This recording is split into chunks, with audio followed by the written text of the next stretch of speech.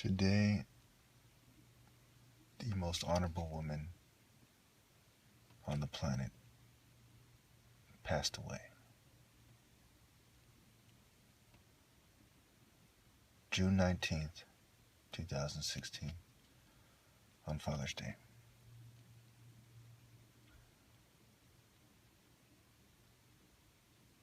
My father's in surgery.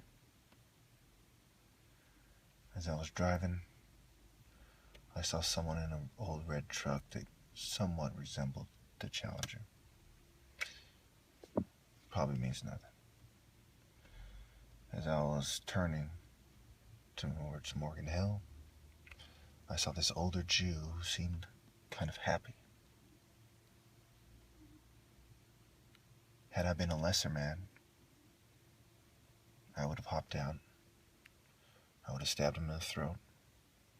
I would have grabbed him by his head and I would have bashed it through my own fucking window, my driver's window.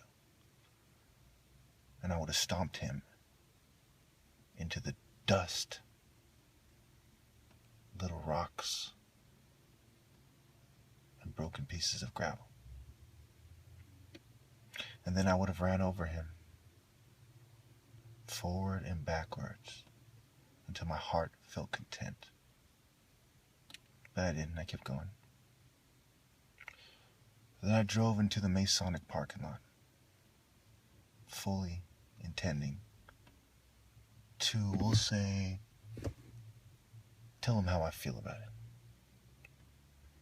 But right before I did, I noticed a black guy in green, kind of hospital scrubs, walking down the street. And then there was a black lady bringing in water bottles. And she kind of looked at me, terrified. It's a very weird moment. A very quick glance. She just turned her head real quick and turned it back. It was like she knew who I am. But she didn't. Or did she? I parked my car not in a parking space, by the exit. And I imagine going in there, killing everybody there, coming out, running toward, dashing to my car, and driving away on to the next target. Believe it or not, in order for me to feel better about what has happened, I had to do it. I did not even intend to go out. And even right now, here goes a black GMC, one headlight on some rims. An older Hispanic guy with sunglasses driving it. Even now. Now, let's put things into perspective. Last year, Rahel, the person who did the interview with me, the interview with a friend who knows me best in the last 14 years. I haven't talked to her in a while now. They probably told her not to talk to me anymore.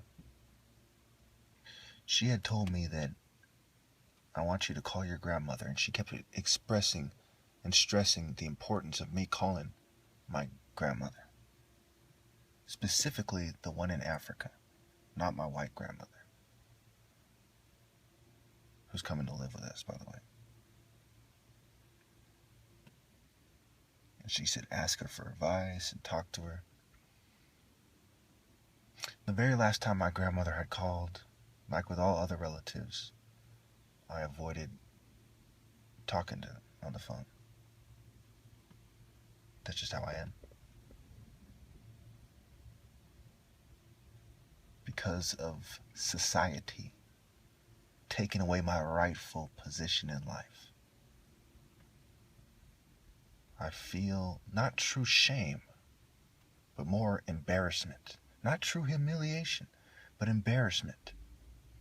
Because I know the questions that they will ask have to do with my position in society that has been denied me by these same liars who will troll and dishonor themselves and their families instead of simply giving me my rightful place in society and my credit. The last time my mother told me of my grandmother, of news from Nigeria, she said, your grandmother is ill with something. I think she slipped or something like that, and she hit her head or something. And it was related to something that it's a medical problem she has. Something like that. I said it in one of my older videos. And I said, well, tell her to call me. Tell her I want to talk to her next time she calls. Well, there was not a next time. And do you know why there wasn't a next time?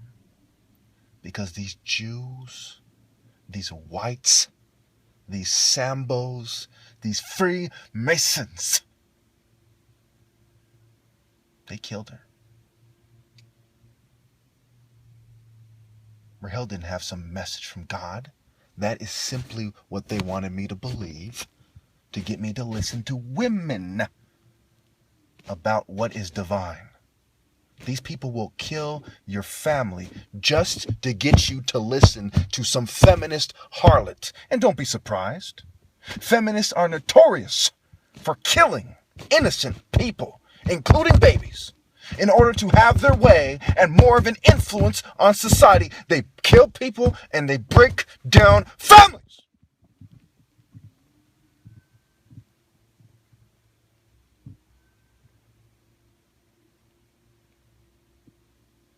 And then these cheating cowardly little martial artists only think about themselves, saying stupid shit.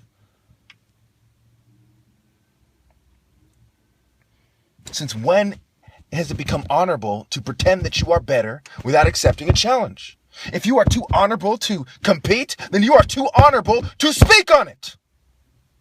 Anything else is dishonor and cowardice. I swear to God, to my creator that my grandmother is with right now, that is how it is.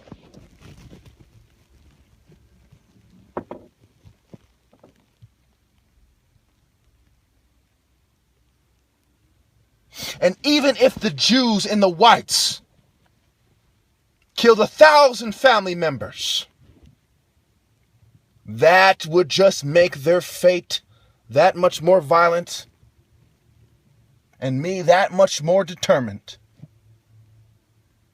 I just made a video the other day about how I would let my family fall and I would stick to my guns, and I'm sticking to them.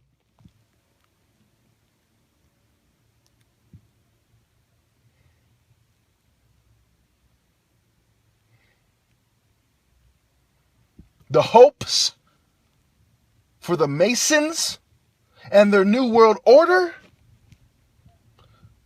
the promises they give the next generation,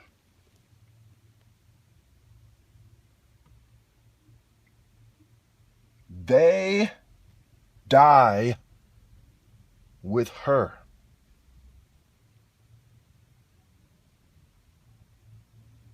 My grandmother, in the traditions of Africa, the Igbos, the Zulus, I give you my word that the promises that the Masons give the next generation for their positions in society and their respect, they die with you.